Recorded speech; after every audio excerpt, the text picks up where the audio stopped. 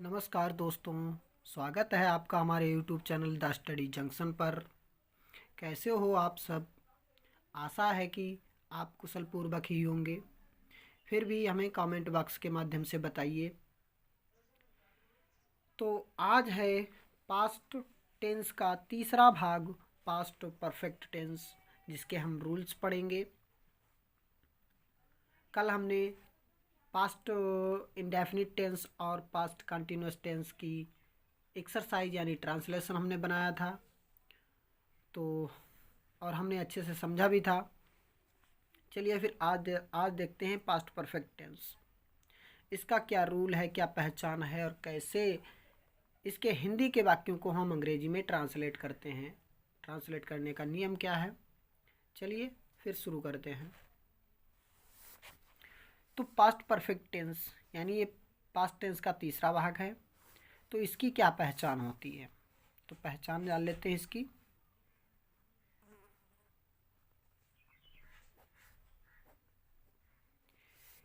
इसकी पहचान हिंदी के वाक्यों के अंत में इस काल के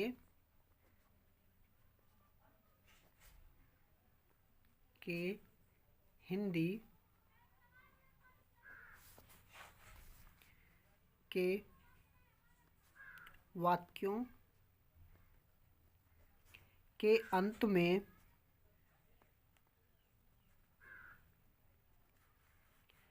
में चुका था, चुके थे, चुकी थी, लिया था, दिया था, दी थी आदि जैसे शब्द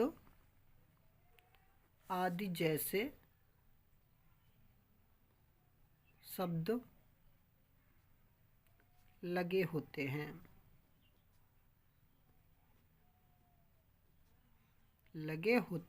हैं। तो ये हुई पास्ट परफेक्ट टेंस की पहचान। यानी हिंदी का जो वाक्य होगा उसके अंत में या तो चुका था होगा, या चुके थे, या चुकी थी, या लिया था, दिया था, दी थी। इस टाइप के वर्ड यानी इस टाइप के शब्द वाक्य के आखिर में, क्रिया के अंत में लगे होंगे, तो हम समझ जाएंगे कि यह सेंटेंस पास्ट परफेक्ट टेंस का है। इसके एग्जाम्पल कैसे हो सकते हैं, जैसे कि एग्जाम्पल हम ले लेते हैं एक दो। जैसे वह जा चुका था, वह जा चुका था। अब देखिए इसके लास्ट में चुका था है, तो ये पास्ट परफेक्ट टेंस का वाक्य है। दूसरा एग्जाम्पल लेते हैं, जैसे मैंने खाना खा लिया था, मैंने खाना खा लिया था। तो इस वाक्य के अंत में लिया था लगा है, तो लिया था भी पास्ट परफेक्ट टेंस की पहचान होती है। लिया था, दिया था, सुना था, देखा था, पढ़ा था, इस टाइप के शब्द अगर किसी वाक्य के आखिर में आते हैं तो वह वाक्य पास्ट परफेक्ट टेंस का होगा, है ना। अगर चुका है आता है तो प्रेजेंट परफेक्ट, अगर चुका था आता है तो पास्ट परफेक्ट का। ठीक है, तो चलिए फिर देख लेते हैं इसका अंग्रेजी की बनाने का नियम क्या है। अंग्रेजी बनाने का नियम, देखिए प्रेजेंट परफेक्ट टेंस का जो नियम होता है उसमें क्या होता है कि उसमें सिंगुलर सब्जेक्ट के साथ हैज और प्लूरल सब्जेक्ट के साथ हैव लगाकर वर्ब की थर्ड फॉर्म लगाते हैं। जबकि पास्ट परफेक्ट टेंस में क्या है, इसमें सभी प्रकार के कर्ताओं के साथ, इसमें कर्ता चाहे सिंगुलर हो या सिंगुलर सब्जेक्ट हो या प्लूरल सब्जेक्ट, इससे कोई फर्क नहीं पड़ता है। तो लिखते हैं सभी प्रकार के कर्ताओं के साथ, सभी प्रकार के कर्ताओं के साथ चाहे कर्ता, चाहे कर्ता सिंगुलर हो, चाहे कर्ता सिंगुलर हो या प्लूरल हो, चाहे कर्ता सिंगुलर हो या प्लूरल हो। ठीक है, इसे हम ब्रैकेट में लिख देते हैं। सभी प्रकार के कर्ताओं के साथ, चाहे कर्ता सिंगुलर हो या प्लूरल हो, के साथ हैड लगाकर क्रिया की तीसरी अवस्था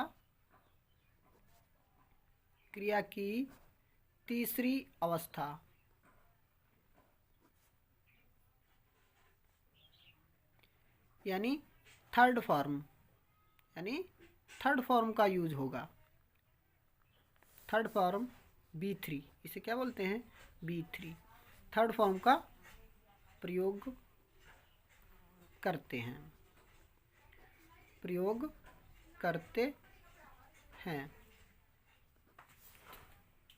ठीक है, तो ये रूल अफर्मेटिव सेंटेंस का है। इसका स्ट्रक्चर देख लेते हैं।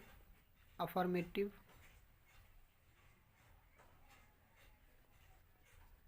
सेंटेंस, तो इसका स्ट्रक्चर क्या होगा? इसका स्ट्रक्चर होगा कि सभी प्रकार के सब्जेक्ट्स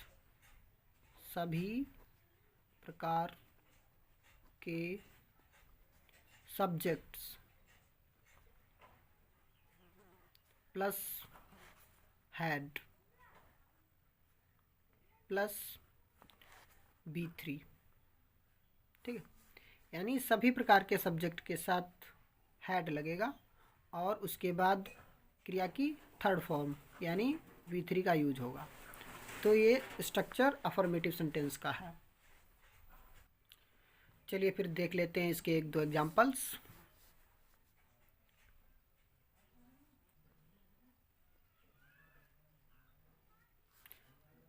ठीक, जैसे मोहन अपना काम समाप्त कर चुका था। मोहन अपना काम समाप्त कर चुका था।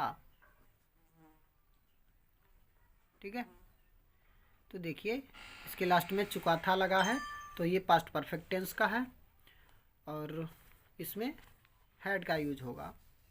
तो बनाते हैं फिर इसको। मोहन, इसमें तो सब्जेक्ट का कोई मायने नहीं है, चाहे सब्जेक्ट सिंगुलर हो या प्लूरल। मोहन सबके साथ हैड लगना है, तो मोहन हैड और वर्ब की तीसरी अवस्था यानी थर्ड फॉर्म। तो समाप्त करना की होती है फिनिश, तीसरी अवस्था में ईडी जुड़ जाएगी। मोहन हैड फिनिश्ड अपना काम, तो मोहन के साथ अपना की अंग्रेजी हिज लगाते हैं। Mohan had finished his work. Mohan had finished his work, Mohan अपना काम समाप्त कर चुका था। तो यहाँ पर हिज का क्या मतलब है कि सॉरी, देखिए थोड़ा अपना की अंग्रेजी में बता देता हूँ आपको। अपना, देखिए जब कोई पुरुष जाति का होता है, जब कोई सब्जेक्ट पुरुष जाति का होगा तो ही के साथ अपना की हिज, सी के साथ अपना की हर, आई के साथ अपना की माई, है ना, और बी के साथ अपना की अवर, यू के साथ अपना की योर और दे के साथ अपना की देयर। ये अपना की अंग्रेजी होती हैं, यानी जैसा सब्जेक्ट होगा उसके साथ अपना की अंग्रेजी वैसी ही लगेगी। तो यहाँ पर मोहन ये पुरुष जाति का है सब्जेक्ट, तो इसके साथ हिज का प्रयोग होगा। अगर यहीं पर किसी स्त्री जाति का सब्जेक्ट होता तो यहाँ पर हर का यूज होता। ठीक है, तो मोहन अपना काम समाप्त कर चुका था। Mohan had finished his work. तुमने खाना खा लिया था। तुमने खाना खा लिया था। तुमने खाना खा लिया था। ठीक है, तो इसमें देखिए लिया था लगा है, तो ये भी पास्ट परफेक्ट टेंस का है, तो इसमें भी हैड लगेगा। You had eaten, you had eaten the food, you had eaten the food. ठीक है, तो इस प्रकार से बनते हैं पास्ट परफेक्ट टेंस के अफर्मेटिव के सेंटेंस। कभी कभी ऐसे भी वाक्य आते हैं जिनमें मतलब दो काम साथ ही साथ होते हैं, जैसे कि देखते हैं, लिखते हैं यहाँ पर, डॉक्टर के आने से पहले मरीज मर चुका था।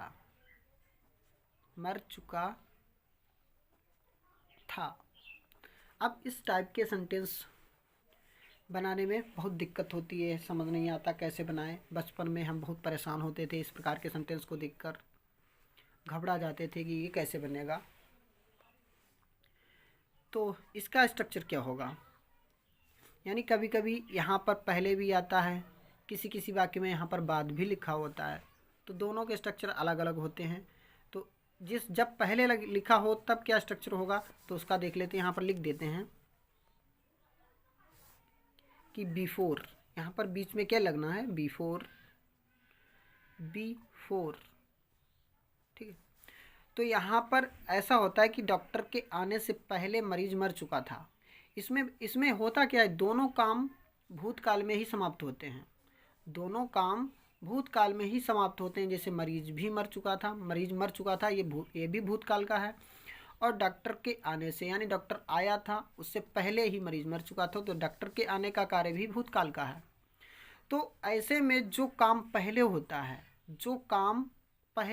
है उस वाक्य को, यानी उस काम को हम पास्ट परफेक्ट टेंस में लिखते हैं, पास्ट परफेक्ट टेंस में बनाते हैं। और जो काम उसके बाद समाप्त होता है वह हम पास्ट इंडेफिनिट में बनाते हैं।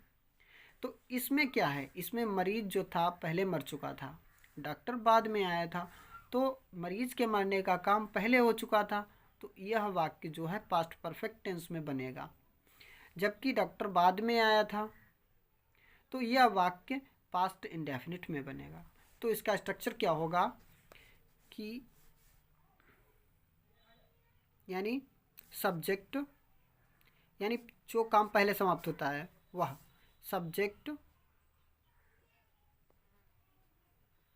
प्लस हेड प्लस B3, यानी पहले सब्जेक्ट लगाओ, इसमें सब्जेक्ट क्या है, मरीज, तो subject plus head plus B3, उसके बाद B4।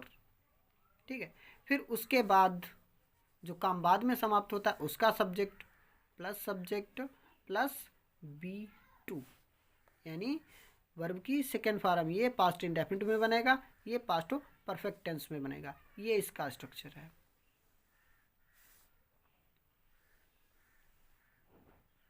ठीक है, तो इसी तरह से इस वाक्य को भी ट्रांसलेट करके देखते हैं। मरीज मर चुका था, तो ये वाक्य पास्ट परफेक्ट टेंस में बनेगा। पेशेंट हैड, यहाँ पर हैड लगना है तो हैड लगाओ, हैड डाइड, यानी डाई माने मरना, तो थर्ड फॉर्म क्या होगी, died. Patient had died before, अब बिफोर लगाइए, बिफोर डॉक्टर केम, बिफोर डॉक्टर केम, यानी ये पास्ट इंडेफिनिट में बनेगा। तो पास्ट इंडेफिनिट टेंस में क्या होता है, सभी प्रकार के कर्ताओं के साथ क्रिया की दूसरी अवस्था। तो यहाँ पर B2 कम की B2 क्या होती है, केम। ठीक है, तो patient had died before doctor केम, यानी डॉक्टर के आने से पहले मरीज मर चुका था। अगला वाक्य है, जैसे लेते हैं जिसमें बाद हो, उसके स्टेशन पहुंचने के बाद गाड़ी आई, ऐसे लिखते हैं। उसके स्टेशन पहुंचने के बाद गाड़ी आई। ठीक है, तो इसमें क्या है बाद, तो इसमें भी देखते हैं कौन सा काम पहले हुआ, कौन सा काम पहले हुआ और कौन सा काम बाद में समाप्त हुआ। उसके स्टेशन पहुंचने यानी वो स्टेशन पहले पहुंचा, गाड़ी बाद में आई। स्टेशन वो पहले पहुंच चुका था तो गाड़ी बाद में आई, तो काम किसका पहले हुआ, स्टेशन पहुंचने का काम पहले हुआ, यानी वो पहुंच चुका था। तो ये जो बनेगा पास्ट परफेक्ट टेंस में बनेगा, और जो काम बाद में समाप्त हुआ वो पास्ट इंडेफिनिट टेंस में। तो इसका स्ट्रक्चर क्या होगा, यानी बाद वाला जो वाक्य है वो किस में बनेगा, पास्ट इंडेफिनिट में। यानी बाद के बाद जो वाक्य है, यहाँ पर बाद है उसके बाद गाड़ी आई, ये वाक्य जो है पास्ट इंडेफिनिट में बनेगा। तो यहाँ पर लिख लेते हैं पास्ट इंडेफिनिट टेंस में, यानी सब्जेक्ट प्लस B2, उसके बाद आफ्टर, उसके बाद यानी subject plus had plus B3। ठीक, ये इसका स्ट्रक्चर है।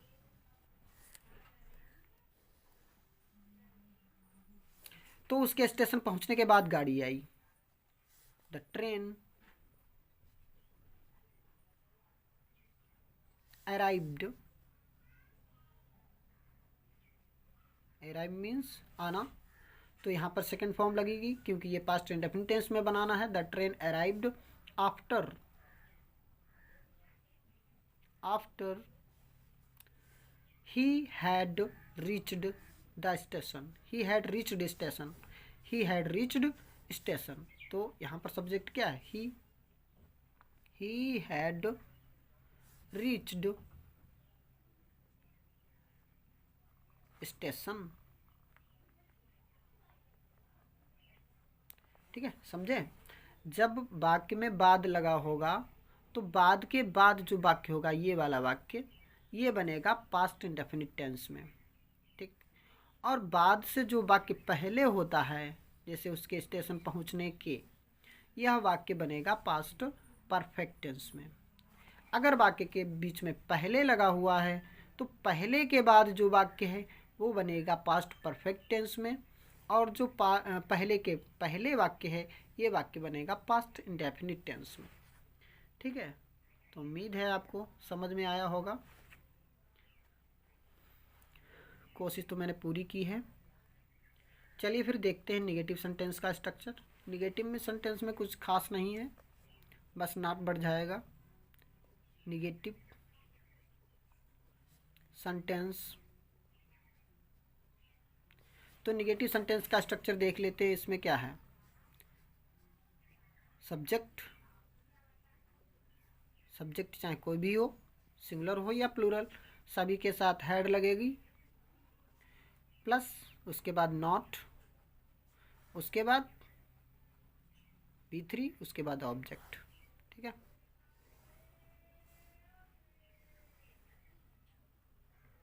ना, सभी के साथ, सभी प्रकार के सब्जेक्ट्स के साथ, यानी कर्ता चाहे कोई भी हो उसके साथ हैड, फिर उसके बाद नॉट का यूज होगा, उसके बाद B3, उसके बाद ऑब्जेक्ट। ठीक है, चलिए इसका वाक्य देख लेते हैं एक दो। हम मैच नहीं खेल चुके थे, हम मैच नहीं खेल चुके थे, हम मैच नहीं खेल चुके थे। तो we had not played match, B had not played match. हमने तुम्हें नहीं बुलाया था, हमने तुम्हें नहीं बुलाया था,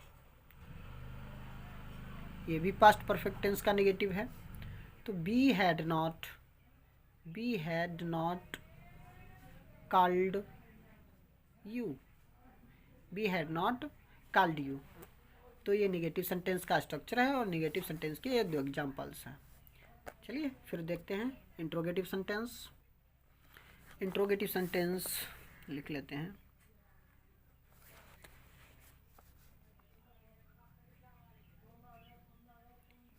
इंट्रोगेटिव सेंटेंस,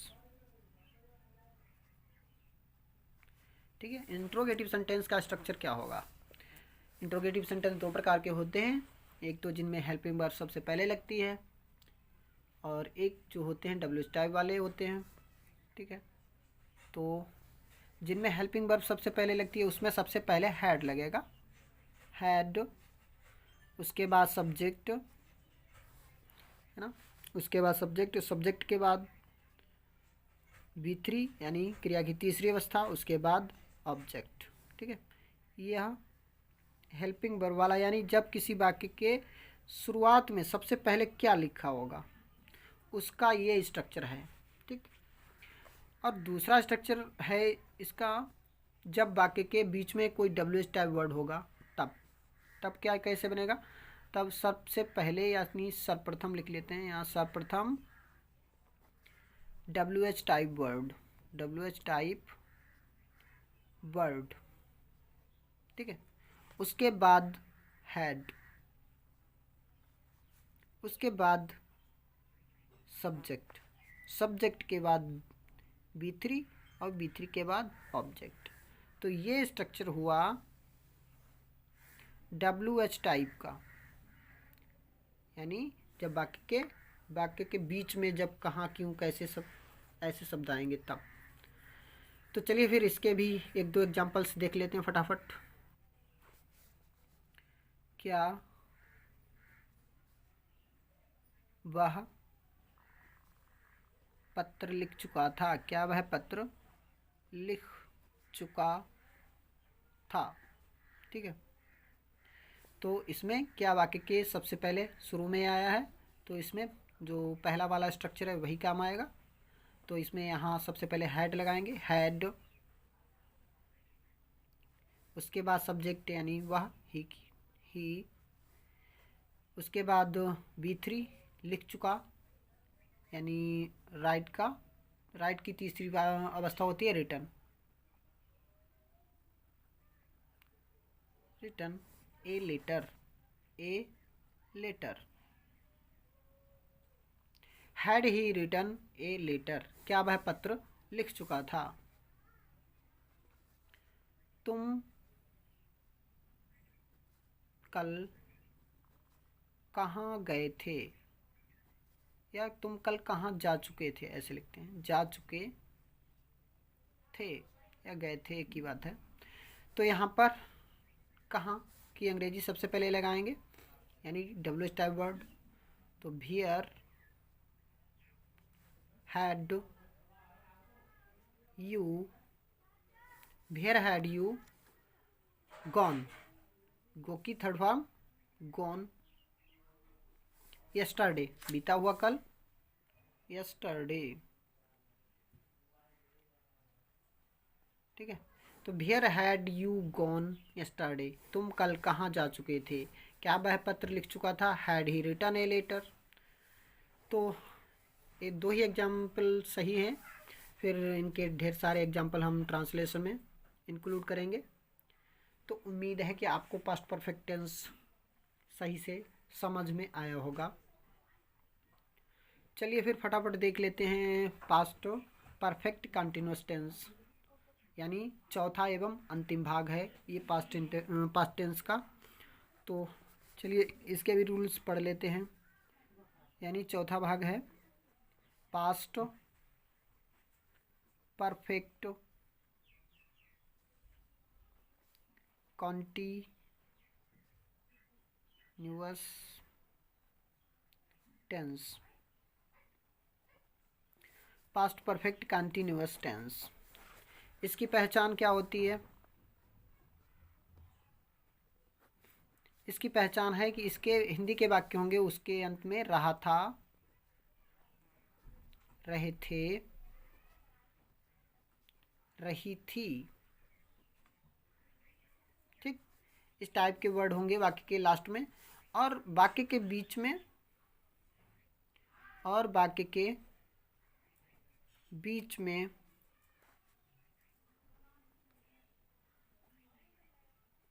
समय का प्रयोग होगा। समय यानी टाइम का प्रयोग होगा। जैसे कि प्रेजेंट परफेक्ट टेंस में है, प्रेजेंट परफेक्ट कंटिन्यूस में है, उसी के हिसाब से है, वैसा ही है, समय का प्रयोग होता है। यानी वाक्य के लास्ट में रहा था, रहे थे, रही थी, और वाक्य के बीच में समय का प्रयोग होगा, जैसे 2 घंटे, 2 बजे, 3 बजे, 4 दिन, 2 वर्ष, है ना, ऐसे। ठीक है, एग्जाम्पल चलिए बाद में देखते हैं, फिर इसके रूल देख लेते हैं। अंग्रेजी बनाने का नियम, अंग्रेजी बनाने का नियम, इसका नियम भी पास्ट परफेक्ट टेंस के जैसा ही है। सभी प्रकार के कर्ताओं के साथ, सभी प्रकार के कर्ताओं के साथ, सभी प्रकार के कर्ताओं के साथ हैड बीन लगाकर क्रिया की पहली अवस्था में आईएनजी जोड़ते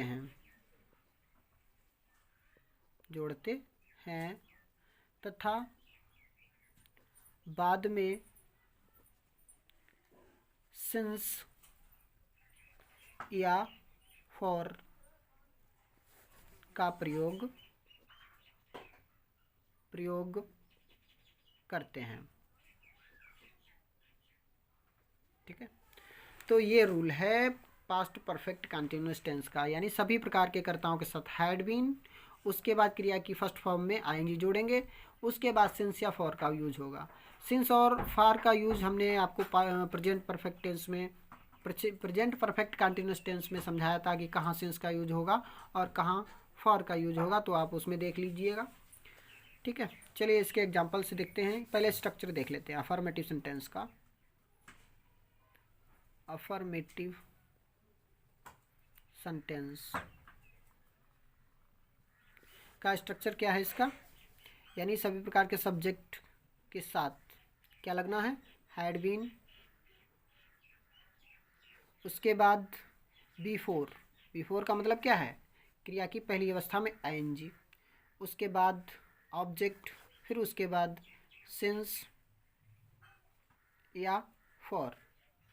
ठीक है, ये स्ट्रक्चर है इसका।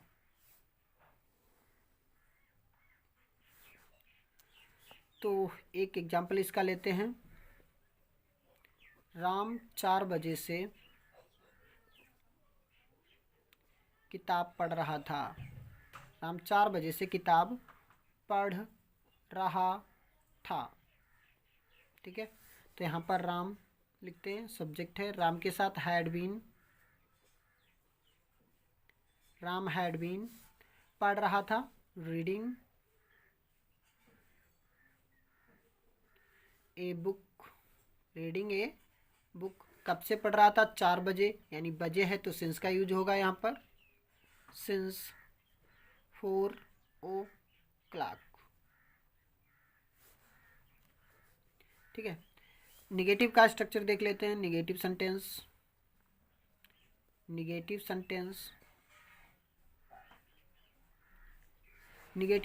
का स्ट्रक्चर है सब्जेक्ट प्लस हैड, उसके बाद नॉट, उसके बाद बीन, फिर बिफोर यानी क्रिया की पहली अवस्था में आईएनजी, उसके बाद ऑब्जेक्ट, उसके बाद सिंस या for.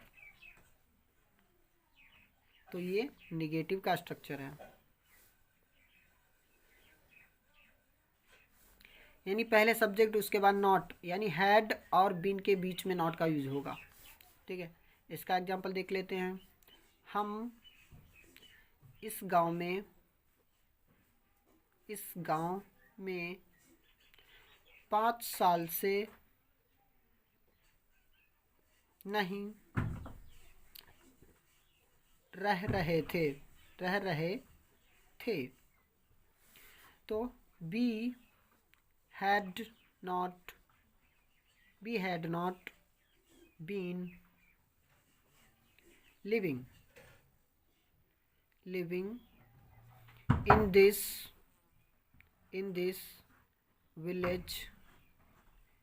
this village for 5 years। यानी वर्ष हैं तो वर्ष से पहले फॉर का यूज होता है, ठीक है। We had not been living in this village for 5 years। Sorry yes नहीं लगा, ठीक है। तो इंट्रोगेटिव का स्ट्रक्चर देखते हैं फटाफट।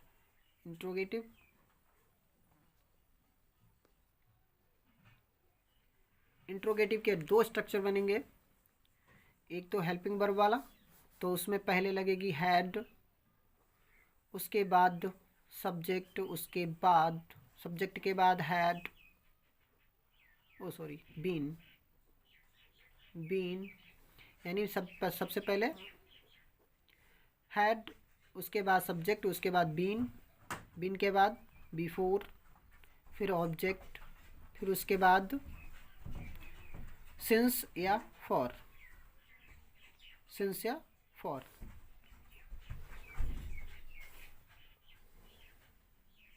ठीक है।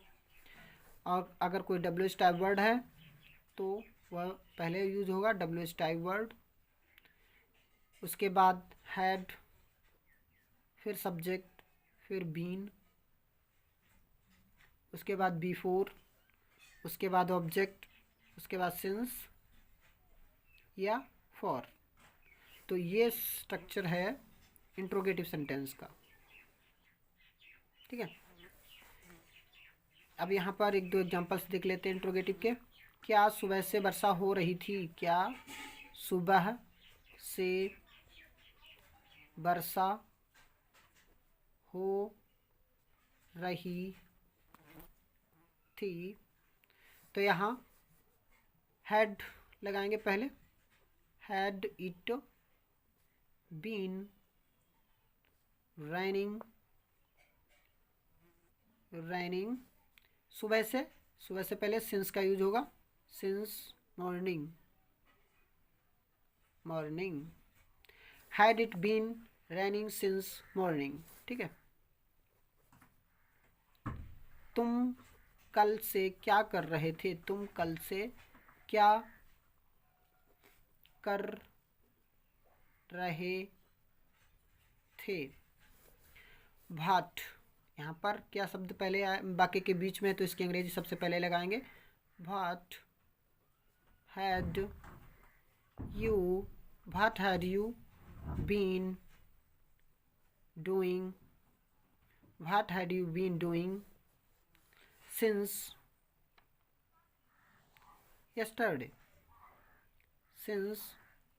यस्टरडे, ठीक है। तो ये इंट्रोगेटिव के स्ट्रक्चर और इसके 2 एग्जांपल्स। तो आज हमारा पास्ट परफेक्ट टेंस और past perfect continuous tense complete हुआ। उम्मीद है कि आपको बहुत ही अच्छे से समझ में भी आया होगा। तो अगर कहीं पर कोई भी डाउट क्लियर नहीं है तो हमें बताइए कमेंट में, और कैसा लगा ये भी बताइएगा। चलिए, अगर वीडियो अच्छा लगा है, पसंद आया है, तो लाइक, सब्सक्राइब और शेयर तो ज़रूर करना ही करना। चलिए फिर मिलते हैं अगले वीडियो में। तब तक के लिए नमस्कार, जय हिंद।